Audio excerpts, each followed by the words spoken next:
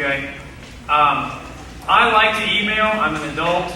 I'm used to using it for work. I'm used to contacting business contacts and other teachers and parents and people that I need to get a message to. If you need to contact me during the day and you don't have my cell phone number, hopefully you've got my email address. My email is always up. I'll answer it in the middle of class. Of course, I'll answer my cell phone too, so that's another story. But email, you can send documents, you can send pictures. It's a great way to communicate. But you have to have an internet connection, or you have to have an internet-capable phone, or you have to have a computer. There's limitations to it. Once you get that email, you have to do something with it. You have to open it. And once you open it, you have to save it or delete it or leave it in your inbox. Okay? I'm a person, I do not get rid of emails. Okay? Right now in my email system at school, I'm dragging the entire network for the whole district down because I have about 9,000 emails in my system right now. Yeah, that's all me. Sorry. Because I may need to refer back to something because of some different roles that I take in the district and in our region. So I keep emails all the time. Email is a good way to communicate with bosses, coworkers, and business people. But it's not really that personal. Yeah, you can send pictures, but it's more business-like. Okay? What? Somebody hold it up. Shh. So let's talk about texting. Who has a phone? Hold it up. Hold it up. Okay. More of you brought your phone than brought your Bible. More of you brought your phone than brought your Bible. I'm not calling you out on that, I'm just saying. I'm just saying. In your generation, among students, you are most comfortable texting. Okay? I heard a story just a couple of weeks ago about a 6th grade student that was on stage during a band concert. Okay? He played the trombone. Does anybody know what a trombone looks like? Yeah. It's the really long one that takes both hands to play. Okay, check this out, y'all. This is how comfortable some of you are with texting. He's playing.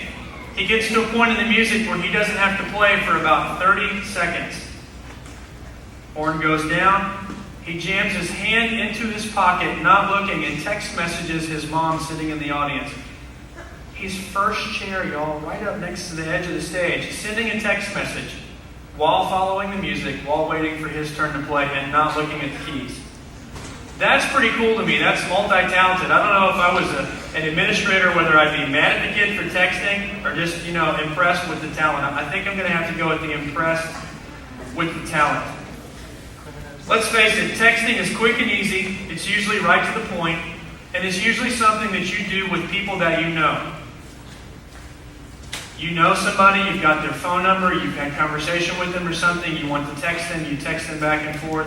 It's very personal. The phone doesn't have to make a noise. Nobody else around you has to know except when you kind of pull your phone out and go, okay.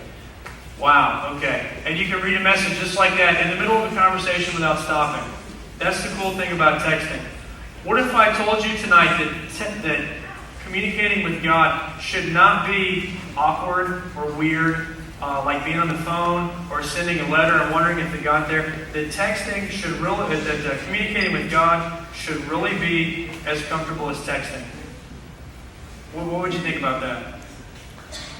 Should communicating with God be as comfortable as texting? Yes or yes? Yes. Good answer. So, when I text people,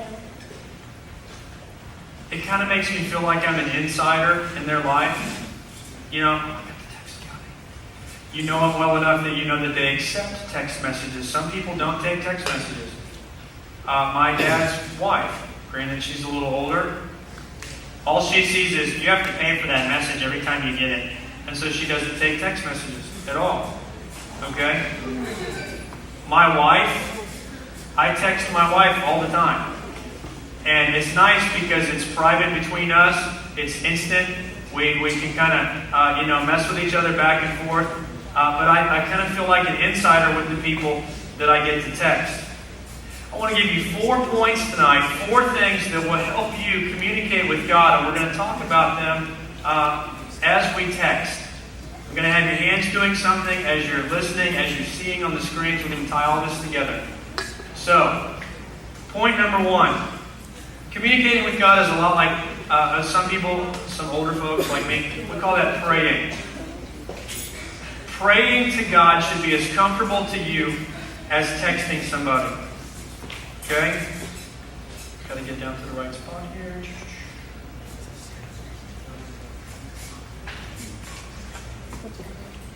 Press the wrong button. Hope my phone doesn't blow up. Communicating with God should not be hard or awkward. It should be as easy as texting a friend or a family member. It should make you feel like an insider to God. Okay? That's what I want you to feel like from all of this. I want you to feel like you're an insider with God. If praying is comfortable to you, because let's face it, there's some of you in the room that even saying the word God or the name Jesus is like, it's strange. And it really shouldn't be. You know, in Genesis chapter 1, the Bible tells us that God created man in his own image. We were created to be like God and to have fellowship with God. And so having that fellowship through prayer should not be awkward. It should be very comforting.